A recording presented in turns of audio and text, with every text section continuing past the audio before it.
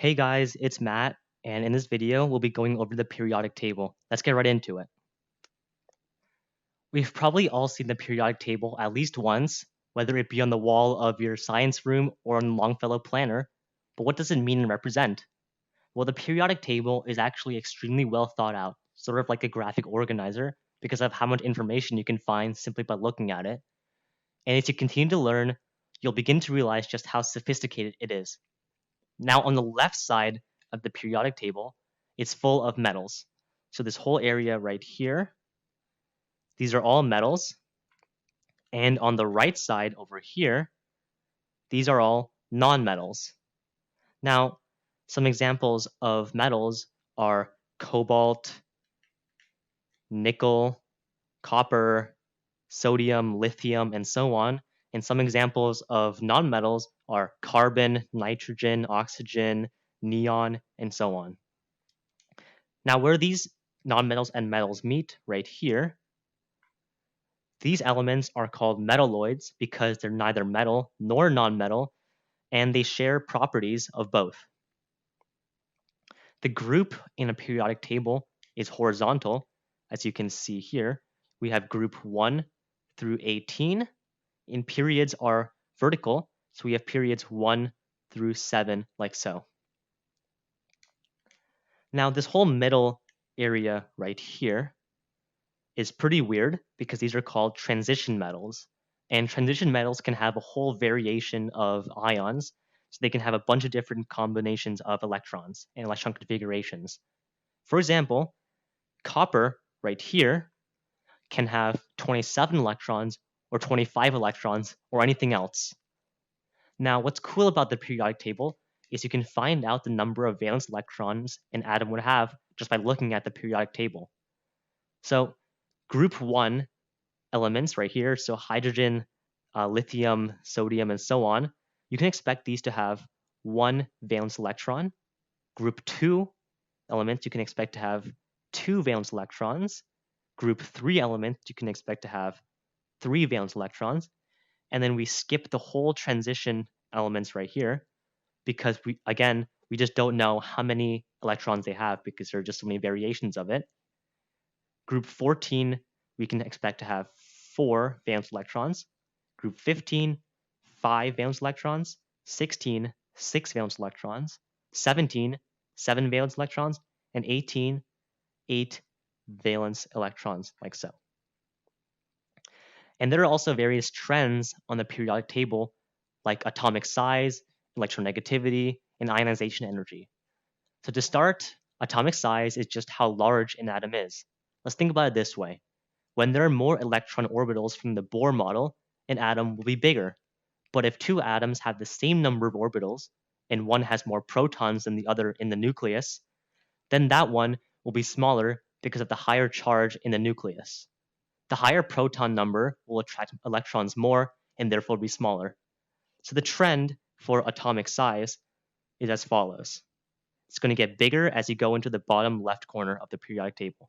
So now let's take a look at what I mean when I say all this. Let's draw the nitrogen Bohr model. So let's go N right here. Nitrogen will have 7 protons in the nucleus. And let's draw the orbitals. We have 1 and 2.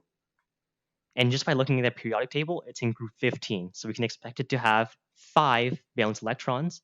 And because it has 7 protons, the neutral atom will also have 7 electrons total. So on the inner layer, we're going to have 2 electrons, and on the outer, we're going to have 5 valence electrons. 3, 4, 5. And as you can see, 7 electrons total, 5 valence electrons, matches up with the periodic table right here. Now let's draw oxygen. Oxygen down here will have 8. Whoops, I'll make it smaller. It'll have 8 protons in this nucleus, and we're going to draw out the Bohr model. As you can see, orbital 1, orbital 2. And on the periodic table, it's group 16, so we can expect 6 valence electrons. So So we're going to have 1, 2, and then 1, 2, 3, 4, 5, and 6. Here we go. We have 8 electrons total with 6 valence electrons.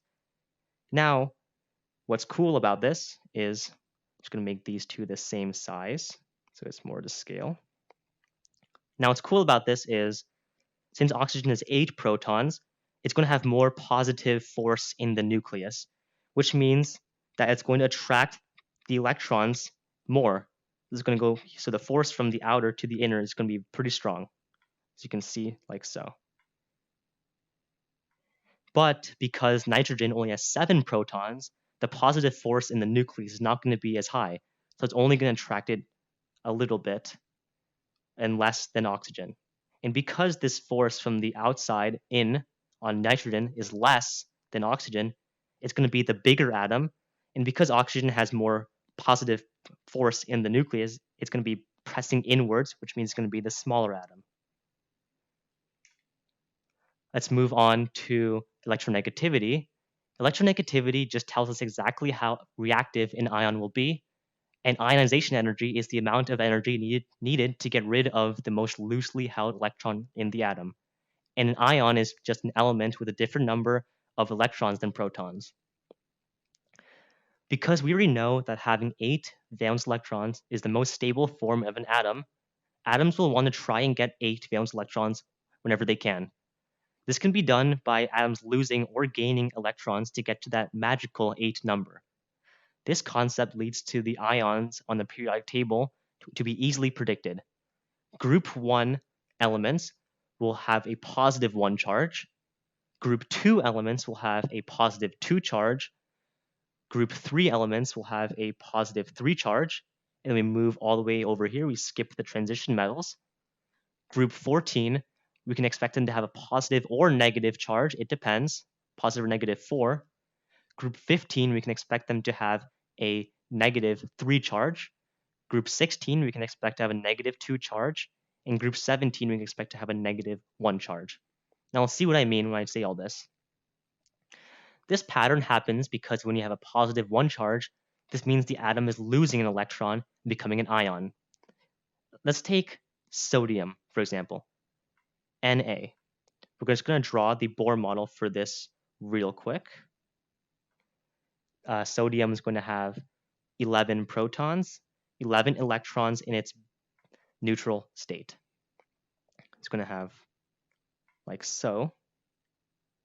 Let's draw out the electrons. We're going to have 1, 2. I'm going to fill out this layer.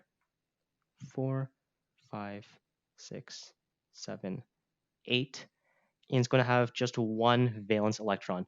Now, what does it want to be happy? It wants to have 8 valence electrons total.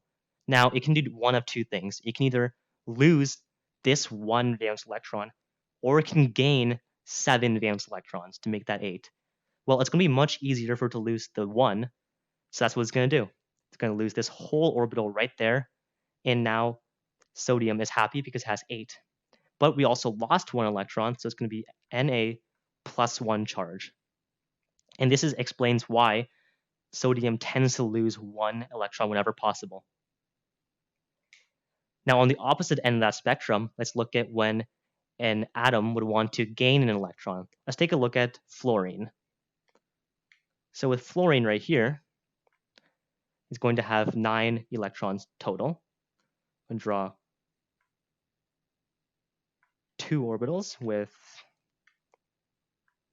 2 inner and 7 valence. And again, you can just know the 7 valence electrons from being a group 17 element. And now fluorine wants 8 valence electrons to be happy. So what's it going to do? It's going to steal 1 electron like so. And now it's happy. And because we added the 1 electron, it's now going to be a fluorine ion with a -1 charge because remember, electrons are negatively charged, so adding 1 will cause it to be a negative charge. Now, this concept of balancing charges are useful for adding compounds together. For example, if you want to make hydrochloric acid, which is HCl, it would be because hydrogen has a +1 charge and chlorine has a -1 charge. And this again is found on the periodic table right here because the hydrogen is group 1, so it's going to be +1. Chlorine is group 17, so it's going to be -1. So if we put these two together, the charges will balance out. The hydrogen will give 1 electron to chlorine, and chlorine gains 1, and they're both happy. But if we have two elements that are not evenly charged, let's say we want to make lithium oxide, which is a combination of lithium and oxygen. Now, the problem with this one is lithium only will have a +1 charge, but oxygen is going to have a -2 charge.